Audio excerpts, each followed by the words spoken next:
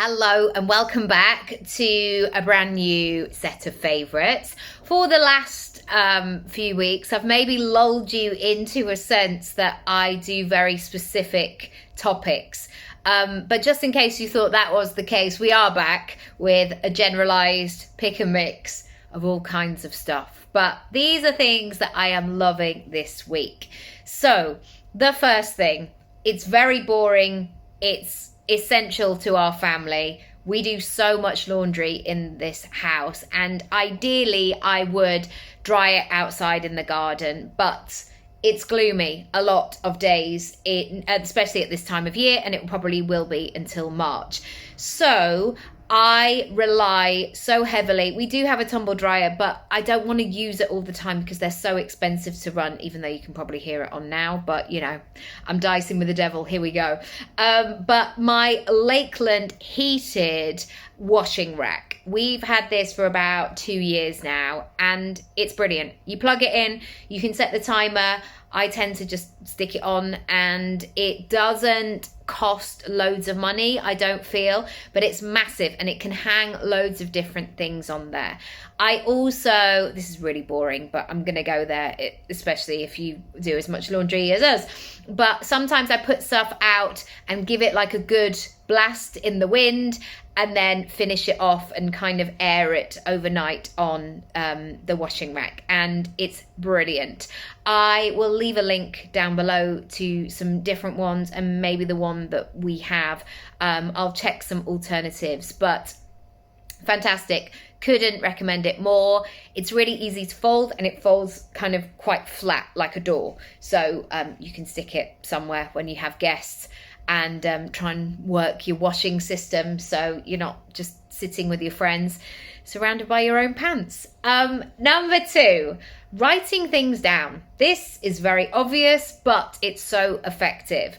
I have written right by our front door a list of what the kids are doing each and every day, and also their jobs.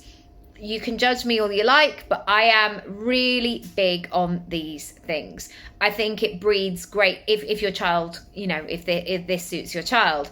I think it breeds independence. I love it that my kids can go to school and they know where their stuff is and they know what they need. And I think it's really important, you know, if a child is able to do that, I'm all for it, and I will encourage it. I've also been writing my goals on a piece of paper, and I know it sounds obvious, but I literally check in with it each and every day. I come and sit at my desk, I look at my goals, and I'm like, right, what am I doing? Where am I going? Where am I going now? Where am I going in the next month? The next 5 years? Like, what's the plan? What's all this for? It's incredible for focusing. And I literally take 2 minutes each and every day to read through them and to center myself.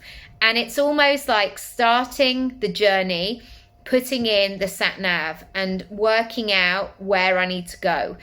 So everything is not scattered, it's focused, and I know what I'm doing and where I'm going. Number 3, we recently went to a place called Snakes and Ladders. As I've mentioned lots in terms of these favourites, I am always looking for days out that work for parents and also work for children. And I think it's so easy to go to places all the time that are kid friendly. And I have discovered more and more so that as much as I want to do that, there has to be a slice of the day at least that is for Matt and I as the adults. I am certainly craving that. I want that stimulation. I want that sense of enjoyment as well. And I think if we're not careful, especially if we've got numerous kids or a kid who does lots of different things, we just become taxi drivers or chefs or waiting, you know, in a changing room somewhere ready for them to come out. So this place, I'm talking about it because this little route was fantastic. I can't take credit for the route. Matt sorted the route afterwards, but I did all the booking and the sorting of this place. It's called Snakes and Ladders, and it's in the middle of Syon Park. So if you live in London, you can get to it by going on the tube. You want the details. You go on the Piccadilly line to Boston Manor. It's kind of that line that's on the way to Heathrow, and you literally cross over the road and hop on a bus, the E8, for about 8 minutes. And I can't remember the exact stop, but you can follow it on Google Maps and walk into Syon Park. And this is literally like this huge converted barn, which has got an amazing soft play mix for all kids. So we had my 1-year-old niece, my 5-year-old daughter, and my 9-year-old son. And there was something to entertain all of them for 2 hours. And they all had a really great time. And I think that's an interesting one sometimes, is not only if you're dealing with entertaining children, but children with different needs, children of different ages or preferences. It was brilliant. It was so good. And then here's the adult kind of tag on. There's a really nice garden centre not far away, brilliant farm shop, loads of lovely food, and a garden centre which I'm strangely into. Maybe this is 43. And then we continued our walk out of Syon Park, and then you suddenly hit the Thames. And there's an amazing, gorgeous pub, really right on the river. I think it's called the London Architect, but I'll check and I'll put the link in the description. Highly recommend it. Me and the kids are kind of eating throughout the day, so we sort of didn't have lunch, but we shared some chips. Matt had something. Chips were amazing, triple cooked, chunky, brilliant, excellent. And then we continued our walk along the river path. And then when we got to Richmond, we crossed over the bridge, walked through Old Deer Park and into Richmond.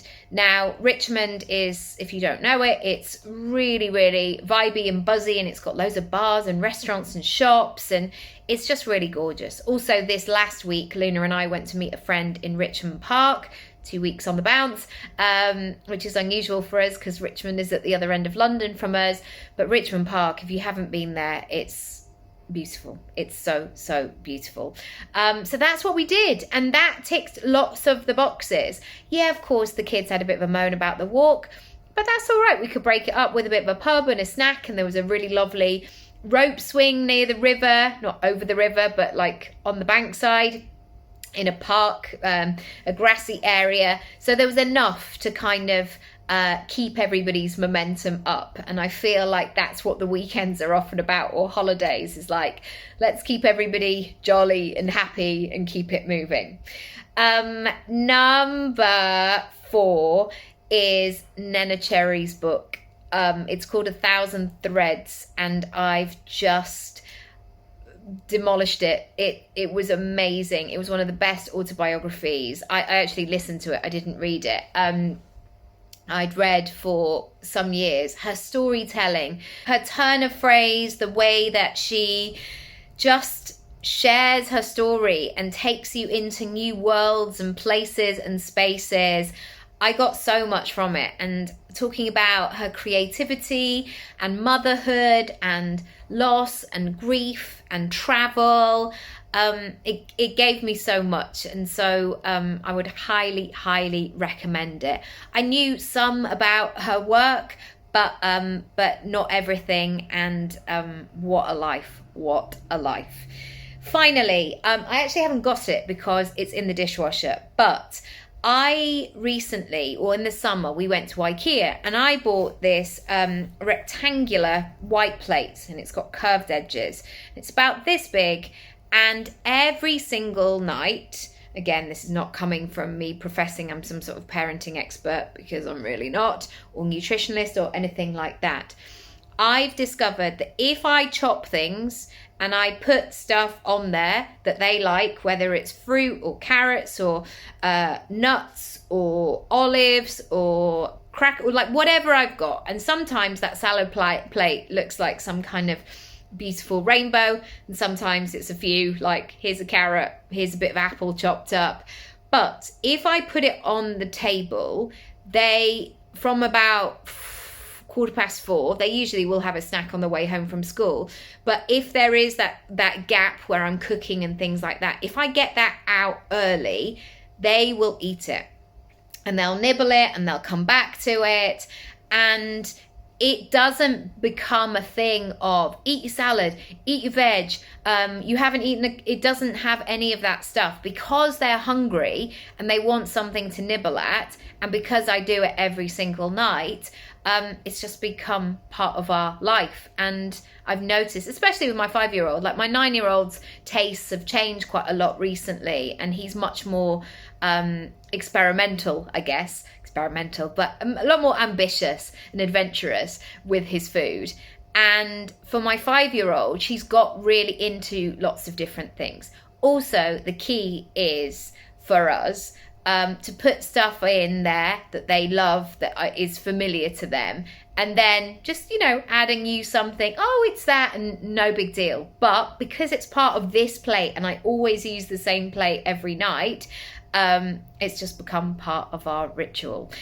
Do check the links down below, do follow along, and my favourites are every Friday, so come back next week, and do check out the website as well for past playlists and favourites, and all the books that I have read, all the self-development things, fiction, all of my favourites are all on my website in the freebie section as well, so check those out too. Lots of love, see you soon, bye.